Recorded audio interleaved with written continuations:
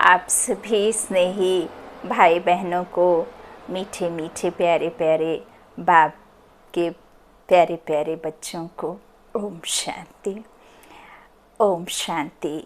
हम शांत स्वरूप आत्माओं को अनुभव करते हुए ओम शांति इस मुख से नहीं बल्कि अनुभव के साथ कहेंगे और अपने आप को उस लाइट हाउस माइट हाउस में अनुभव करते हुए ओम शांति कहेंगे। तभी फिर हमारा वह स्वरूप बनेगा जो परमात्मा हमसे कहना चाहते हैं, निज गुण हमारे में धारण होगा। अच्छा, 12 मई 2022 के ईश्वरीय महावाक्य हैं। आज हम सबके सुख दाता निराकार भगवान, गीता के भगवान ने मुरली के महावाक्यों में हम आत्म पंछियों से कहा, मीठे बच्चे, इस समय बूढ़े बच्चे जवान सबकी वानप्रस्थ अवस्था है, क्योंकि सभी को वाणी से परे मुक्ति धाम जाना है। तुम उन्हें घर का रास्ता बताओ। प्रश्न है मुरली का, बाप की श्रीमत हर बच्चे के प्रति अलग अलग है, एक जैसी नहीं। क्यों? उत्तर में बाबा ने कहा, क्योंकि बाप हर बच्चे की नब्ज देख, सरकमस्टांस देख श्रीमत देते हैं। समझो, कोई निर्बंधन है, बूढ़ा है या कुमारी है, सर्विस के लायक है तो बाबा राय देंगे। इस सेवा में पूरा लग जाओ। बाकी सबको तो यहाँ नहीं बिठा देंगे, बाबा अपने पास ले जा कर के तो नहीं बिठा लेंगे। जिसके प्रति बाप की जो श्रीमत मिलती है उसमें कल्याण है। जैसे मम्मा बाबा शिव बाबा से वर्षा लेते हैं तो ऐसे फॉलो कर उन जैसी सर्विस कर वर्षा लेना है। गीत है भोलेनाथ से निराला। ओम शांति। मीठे मीठे सिकीले थे बच्चों ने गीत सुना, शिव को भोलानाथ कहा जाता है और यह जो डमरू बजाते हैं उनको शंकर कह देते हैं। यहाँ कितने आश्रम हैं जहाँ वेद शास्त्र उपनिषद आदि सुनाते हैं, यह भी जैसे डमरू बजाते हैं। कितने आश्रम हैं जहाँ मनुष्य जाकर रहते भी हैं, परंतु एम ऑब्जेक्ट कोई भी है नहीं।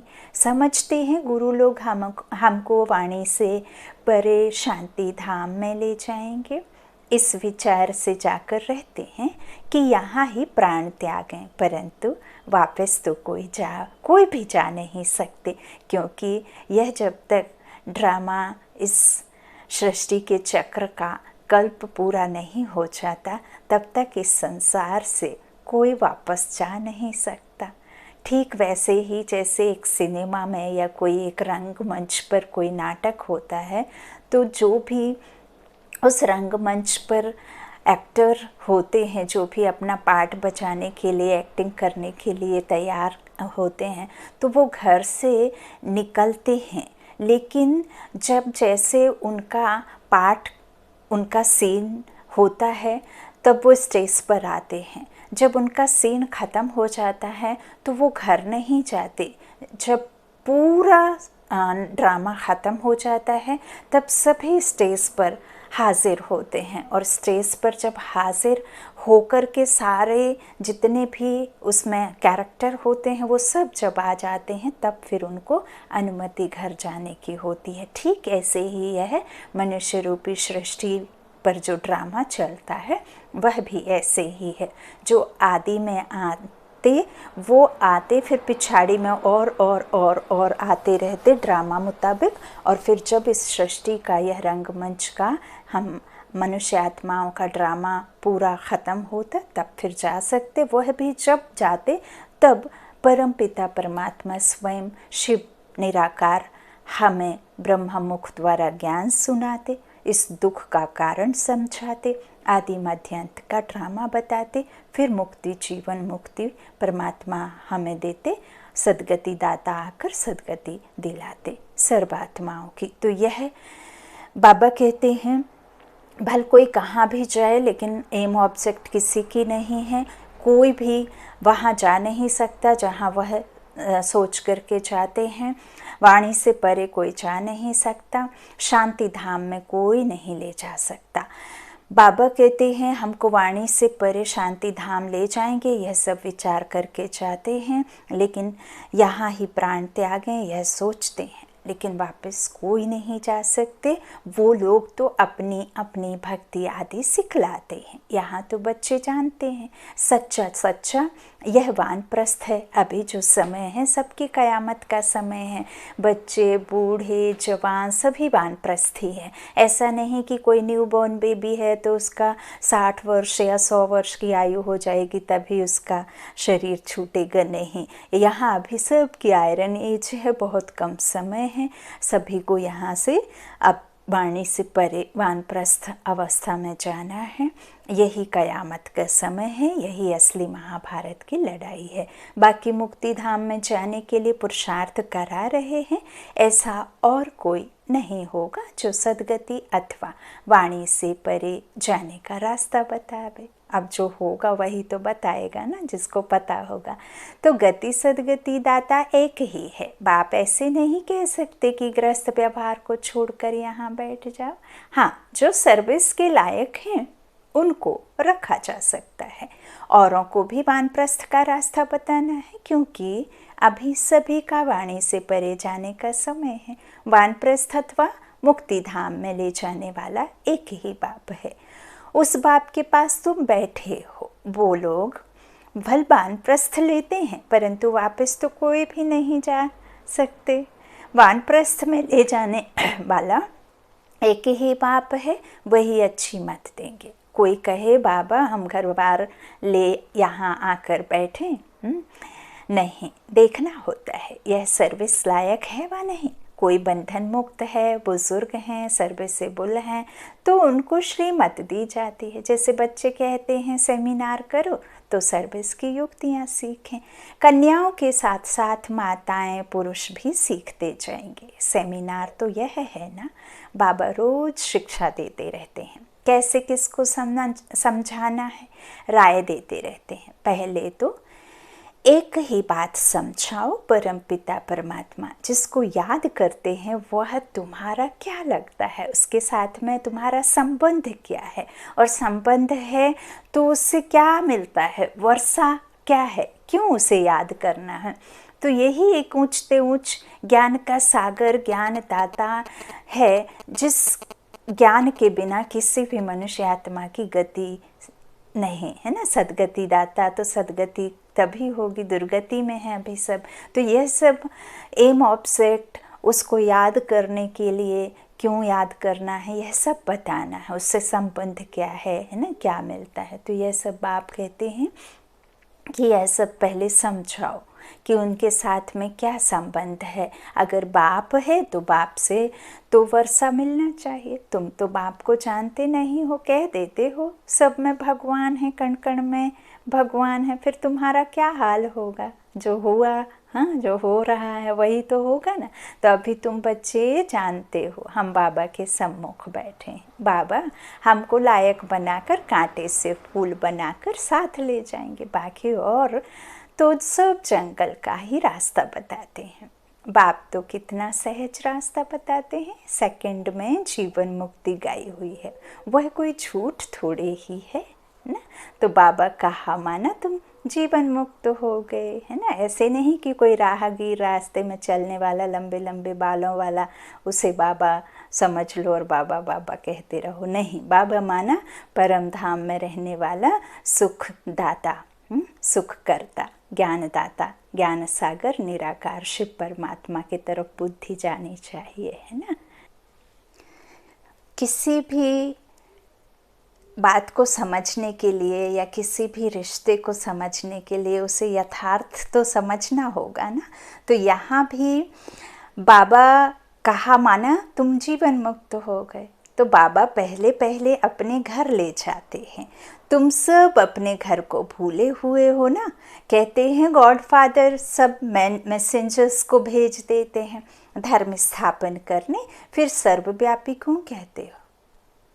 ऊपर से भेज देते हैं ना, बोलते एक हैं फिर मानते नहीं। बाप धर्म स्थापन अर्थ भेज देते हैं, तो उनकी संस्था भी उनके पीछे आने लग पड़ेगी। पहले पहले हैं देवी देवताओं की संस्था, है ना, जो शुरुआत में आदि में ड्रामा के लिए आते हैं स्टेज पर, इस साकार लोक में, इस दुनिया में, है ना, स्वर्ग की दुनिया में, तो उन्हें देवी देवताओं की संस्था कहते हैं। पहले पहले आदि सनातन देवी देवता धर्म वाले लक्ष्मी नारायण आएंगे अपनी प्रजा सहित। कोई अकेले लक्ष्मी नारायण से तो राज्य नहीं चल जाएगा, है ना, तो प्रजा सहित, और कोई प्रजा सहित नहीं आती। वह एक आएगा, फिर दूसरा, तीसरा आएगा। यहाँ तुम सब तैयार हो रहे हो बाप से वर्षा लेने के लिए। यह स्कूल है, ईश्वरीय पाठशाला। घर में रहते एक घड़ी आधे की पुन आध, है ना, तो एक सेकंड में तुमको सिर्फ बतलाते हैं परमपिता परमात्मा से तुम्हारा क्या संबंध है। मुख से कहते भी हैं परमपिता, वह तो सबका बाप क्रिएटर है। फिर भी बाप ना समझे तो क्या कहेंगे। बाप स्वर्ग का रचयिता है तो ज़रूर स्वर्ग की बादशाही देंगे। भारत को दिया हुआ है ना, नर से नारायण बनाने वाला राजयोग मशहूर है। यह सत्यनारायण की कथा भी है, अमर कथा भी है, तीसरी की अर्थात तीसरा नेत्र मिलने की कथा भी है। बाबा ने हमें ज्ञान चक्षु दिया है ना, हमें समझ का तीसरा नेत्र दिया है, आत्मा का नॉलेज दिया है, हमारा हमसे ही स्वदर्शन, आत्मा कैसे देवात्मा बनती, सो हमसे हमारा ही दर्शन कराया है ना। हमारे अंदर ही जो सुख है, उस सुख से हम कैसे बेमुख हुए, वह सुख का रास्ता आकर स्वयं वह यह ज्ञान चक्षु देकर हमें बताते हैं, है ना। तो वो त्रिकालदर्शी हमें त्रिनेत्र धारी बनाते हैं। तो बाप समझाते हैं, तुम बच्चे जानते हो बाबा हमको वर्षा दे रहे हैं, बाप श्रीमत देते हैं, उनकी मत से ज़रूर कल्याण ही होगा। बाबा हर एक की नब्ज़ देखते हैं, उनको कोई बंधन नहीं है, सर्विस भी कर सकते हैं। बाप लायक देख कर फिर डायरेक्शन देते हैं। सर्कमस्टांस देख कहा जाता है, तुम यहाँ रह सकते हो, सर्विस भी करते हो, जहाँ जहाँ ज़रूरत पड़ेगी। प्रदर्शनी में तो बहुतों की ज़रूरत पड़ती है, बुज़ुर्ग भी चाहिए, कन्याएं भी चाहिए, सबको शिक्षा मिलती रहती है। यह है पढ़ाई। अब भगवानोवाच, भगवान कहा जाता है निराकार को। अब तुम आत्माएं उनके बच्चे हो, कहते हो ओ गॉड फादर, तो उनको फिर सर्वव्यापी थोड़े ही कहेंगे। हाँ, फादरहुड होता है क्या? हाँ, तो लौकिक बाप सर्वव्यापी है क्या? नहीं। तुम फादर कहते हो और गाते भी हो पतित पावन बाप हैं, तो ज़रूर यहाँ आकर पावन बनाएंगे। तुम बच्चे जानते हो पतित से पावन बन रहे हैं। बाप कहते हैं मेरे 5000 वर्ष बाद फिर से आकर मिले हुए बच्चे, तुम फिर से वर्षा लेने आए हो, कोई नई बात नहीं है। जानते हो राजधानी स्थापन हो रही है, जैसे मम्मा बाबा शिव बाबा से वर्षा लेते हैं, हम भी उनसे लेते हैं। फॉलो करो, मम्मा बाबा जैसे सर्विस भी करो। मम्मा बाबा नर से नारायण बनाने की कथा सुनाते हैं, फिर हम कम क्यों सुने? जानते हो वही सूर्यवंशी फिर चंद्रवंशी भी बनेंगे। पहले तो सूर्यवंशी में जाना पड़ेगा ना, समझ तो है ना। 16 कला संपूर्ण निर्विकारी रहेंगे, है ना, तब फिर कहाँ जाएंगे? सूर्यवंशी में। फिर जब 2 कम होंगी तो चंद्रवंशी में आएंगे। तो बिगर समझ स्कूल में कोई बैठ ना सके, बाबा श्रीमत देते हैं। हम जानते हैं इनमें तो बाबा की प्रवेशता है। किन में? ब्रह्मा बाबा में। नहीं तो प्रजापिता कहाँ से आए? प्रजा के बीच में ही तो पिता चाहिए होगा, प्रजापिता। तो बाप कहते हैं ब्रह्मा द्वारा मैं स्थापना करता हूँ। किसकी? ब्राह्मणों की। ब्राह्मण सो देवता, है ना। तो इस ब्रह्मा में प्रवेश करता हूँ। तुम आत्माएं भी शरीर में प्रवेश करती हो ना। तो मुझे ज्ञान का सागर, तो हम निराकार ज्ञान कैसे सुनाऊं? अब ऊपर से तो मैं बिजली चमक जाऊं, कुछ हो जाऊं, तो प्रेरणा से या बिजली चमकने से तो कोई बात नहीं बनती। अब जीव तुमने जीव को धारण किया है, शरीर को, तो मुझे भी तो कोई जीव चाहिए होगा, तब तो फिर मैं तुम्हें बता पाऊँ, है ना। तो इस तरह से मैंने प्रवेश करता हूँ इसमें, है ना। फिर ब्राह्मणों की स्थापना कर, तो शरीर में प्रवेश करती हो ना आत्माएं, तुम आत्माएं भी शरीर में प्रवेश करती हो। मुझे कहते हैं ज्ञान का सागर, तो फिर मैं सुनाने के लिए कैसे आऊँ। कृष्ण को तो ज्ञान का सागर नहीं कहेंगे, जो जन्म मरण में आता है ना, जो नीचे गिरे ऊपर चढ़े, जो इस संसार में आना जाना जिसका है शरीर लेकर के कुख वंशावली, तो वो तो पतित पावन हो ना सके, है ना। तो कृष्ण बाबा कहते हैं वो थोड़े ना ज्ञान का सागर है। कृष्ण की आत्मा बहुत जन्मों के अंत में ज्ञान लेकर फिर कृष्ण बनी है। अभी ब्रह्मा बाबा की जो आत्मा है वही तो कृष्ण बनती है ना। ब्रह्मा सो विष्णु, विष्णु सो ब्रह्मा, ना। तो ऐसा अभी नहीं, बाबा कहते हैं अभी नहीं है वो कृष्ण। तुम जानते हो भगवान द्वारा राजयोग सीख देवी देवता स्वर्ग के मालिक बने हैं। बाप कहते हैं कल्प कल्प तुमको राजयोग सिखाता हूँ, पढ़ाई से राजाई मिलती है, तुम राजाओं का राजा बनेंगे। डबल सरताज तुम्हारी एम ऑब्जेक्ट ही है यह। तुम आए हो फिर से तो सूर्यवंशी देवी देवता बनने।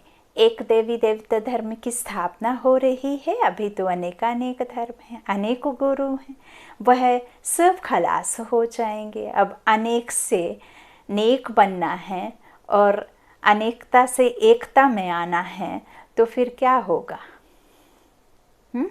एक बनने के लिए आ हटाना पड़ेगा ना, तभी तो नेक बनेंगे।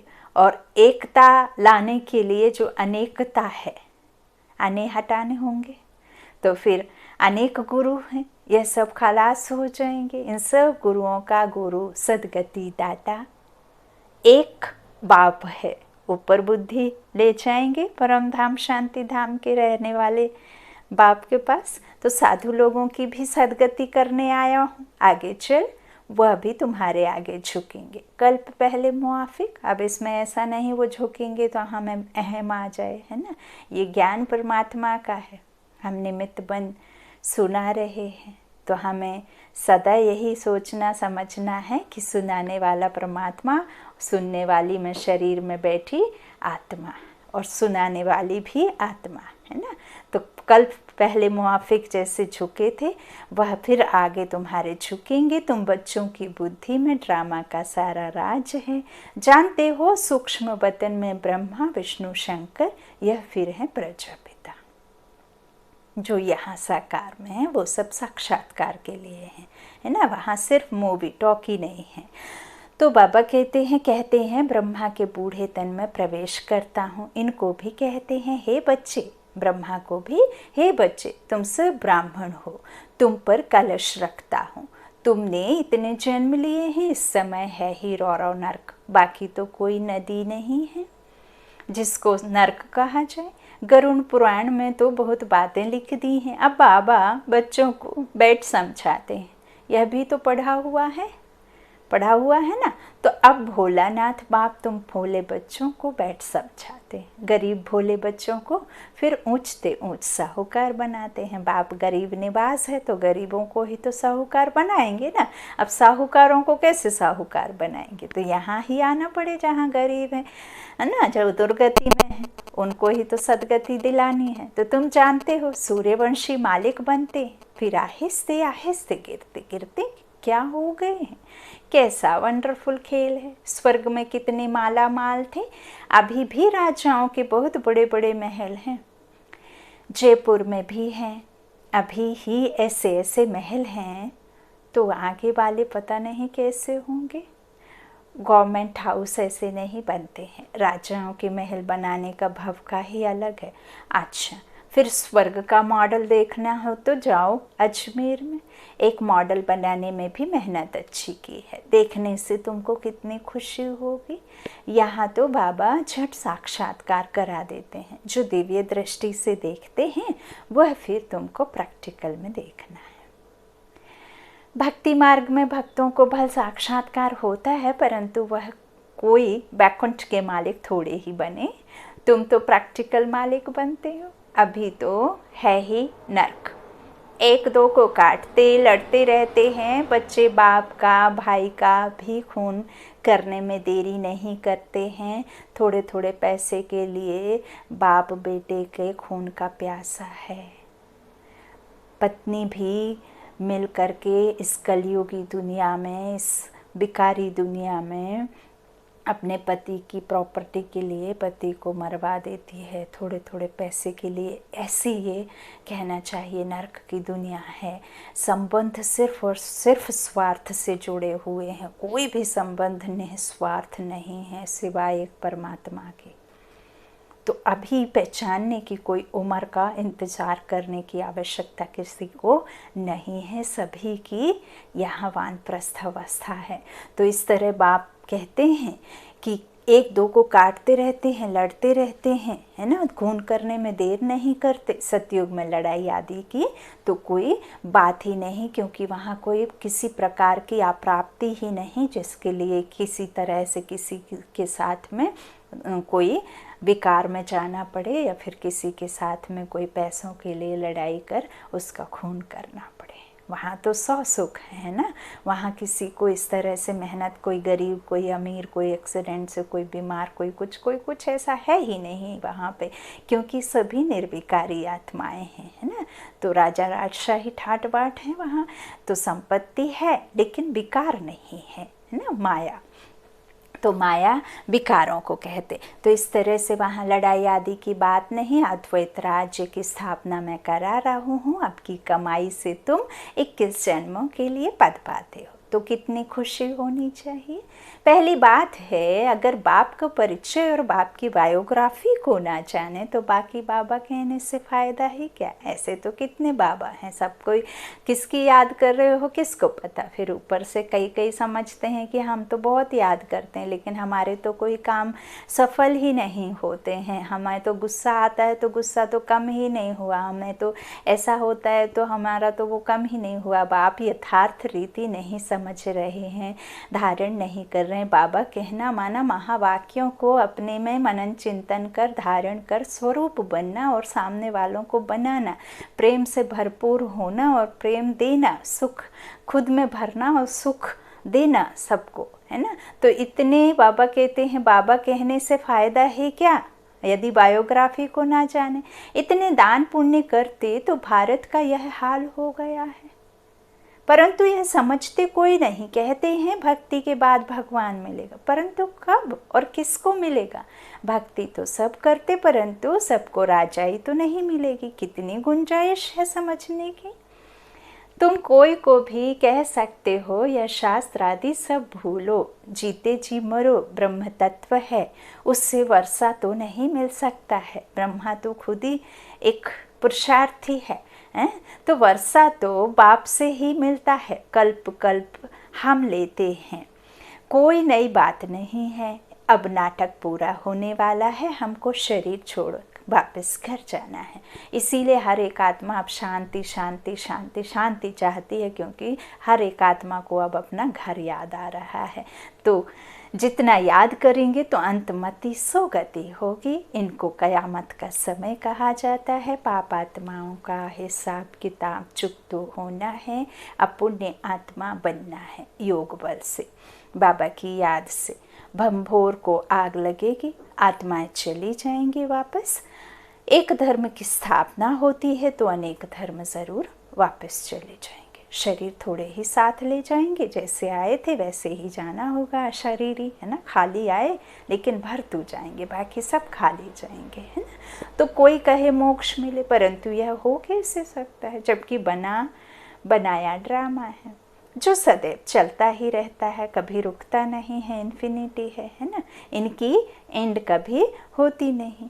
अनादि चक्र कैसे फिरता है, सो अब बाप बैठ राज समझाते हैं। यह सब बातें समझानी पड़ी।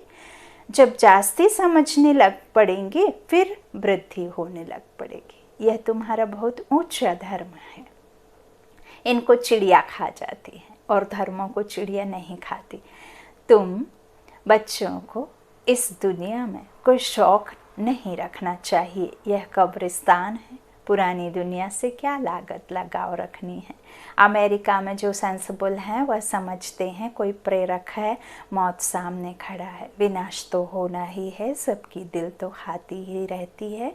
ड्रामा की भावी ऐसी बनी हुई है, शिव बाबा तो दाता है, इनको तो कोई आसक्ति नहीं, निराकार है, यह सब कुछ बच्चों का है। नई दुनिया भी बच्चों की, विश्व की बादशाही हम स्थापन कर रहे हैं, हम ही राज्य करेंगे, बाबा करा रहा है। बाबा कितना निष्कामी है।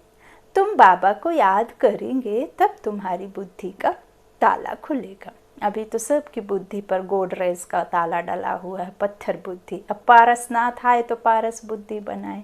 तो तुम डबल फिलेंथ्रोपिस्ट महादानी, फिलेंथ्रोपिस्ट महादानी हो, तन मन धन देते हो, अविनाशी ज्ञान रत्न भी देते हो। शिव बाबा को तुम क्या देते हो? कुछ नहीं। लोहे का सौदा हम करते हैं और रत्न हमें मिलते हैं, और वो भी कोई 1-2 दिन के लिए नहीं, कोई 1-आध वर्षों के लिए नहीं, कल्प कल्प के लिए, है ना, 2500 वर्ष, 21 पीढ़ी के लिए। कहते हैं ना, राम नाम जप ले रे बंदे, जन्म सफल हो जाएंगे। तो कौन सा जन्म सफल? कोई यहाँ की बात नहीं है। अब यहाँ तो चुकतू करना है ना। जन्म सफल के लिए तो आपको प्रारब्धि प्राप्ति 21 जन्मों के लिए मिलती है ना। तो इस तरह से तन मन धन देते हो, अविनाशी ज्ञान रत्न देते हैं बाबा। उसके बदले तुम क्या देते हो? करनी को घोर देते हैं ना। हाँ, करनी घोर को देते हैं। ईश्वर समर्पणम, ईश्वर भूखा है क्या? वो तो अभोक्ता है। वो क्या भूखा है?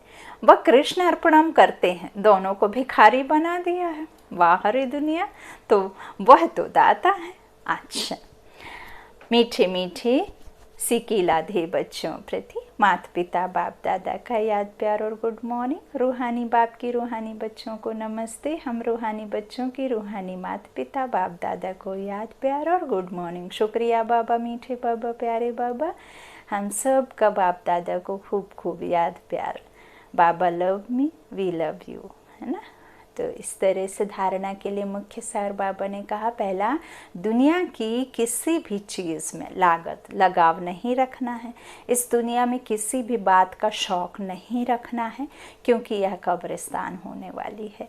अब दूसरा बाबा ने कहा, नाटक पूरा होता है, हिसाब किताब चुकतू कर घर जाना है, इसलिए योग बल द्वारा पापों से मुक्त हो पुण्य आत्मा बनना है, डबल दानी बनना है। आज का वरदान बाबा ने बच्चों को दिया, खुशी के खुराक द्वारा मन और बुद्धि को शक्तिशाली बनाने वाले अचल अडोल भव। वाह बाबा वाह, और वाह मेरा भाग्य वाह। सदा यही खुशी के गीत गाते रहो, झूमते रहो, नाचते रहो, मस्ती में गुनगुनाते रहो, बाबा बाबा करते रहो। मैं आत्मा बहुत भाग्यशाली, जन्म से भाग्य ले आने वाली मैं आत्मा हूँ। मुझे इस संसार में कोई भी किसी भी तरह की परिस्थिति हो, मेरी स्थिति को अचल अडोल ही है, वह डगमगा नहीं सकती। मैं सीट से अपसेट हो नहीं सकती। चाहे कोई व्यक्ति हो, वस्तु हो, वैभव हो, मुझे किसी में भी अब ऐसी कोई भी प्राप्ति की मनसा कामना नहीं है। इस तरह से खुशी के गीत गाते रहो। खुशी सबसे बड़ी खुराक है, और खुशी सबसे बड़ी यही है कि हमें अविनाशी ज्ञान रत्न दाता स्वयं भाग्य विधाता मिला, जिसे अभी भी दुनिया ढूंढ रही है। तो यही खुशी बहुत बड़ी है, अविनाशी खुशी। तो खुशी जैसी और कोई खुराक नहीं। जो रोज खुशी की खुराक खाते हैं वे सदा तंदुरुस्त रहते, कभी कमज़ोर नहीं होते। इसलिए खुशी की खुराक द्वारा मन और बुद्धि को शक्तिशाली बनाओ तो स्थिति शक्तिशाली रहेगी। ऐसी शक्तिशाली स्थिति वाले सदा ही अचल अडोल रहेंगे। आज का स्लोगन बाबा ने दिया, मन और बुद्धि को अनुभव की सीट पर सेट कर दो तो कभी अपसेट नहीं होंगे। मन और बुद्धि को अनुभव की सीट पर सेट कर दो तो कभी अपसेट नहीं होंगे। और जब हमें कोई भी मुश्किल होती है तो वो हमारा बाप है। जितनी मुश्किल उलझने आपको हैं उनसे कहीं ज़्यादा मुश्किल उलझने उनको है, क्योंकि वो तो अपने बच्चों को दिन रात सुखी देखना चाहता है। इस भार से, इस जन्म जन्मांतर के जो आपने अब स्मृति में गए, वो स्मृति दिलाने आया है कि बच्चे अब मैं तुम्हारे दुखों को दूर करने आया हूँ, है ना। तो भारी कौन है, जो दुखों को दूर करने आया है या जो कर चुके, या हमें उलझने हम तो दूर भगा नहीं सकते, भगाने वाला तो वही है। तो बोझ उसके पास है ना, आप उसे दे दें तो वो हल्के फील हो जाएंगे, है ना। अच्छा, ओम शांति। शुक्रिया बाप दादा, शुक्रिया सभी स्नेही भाई बहनों।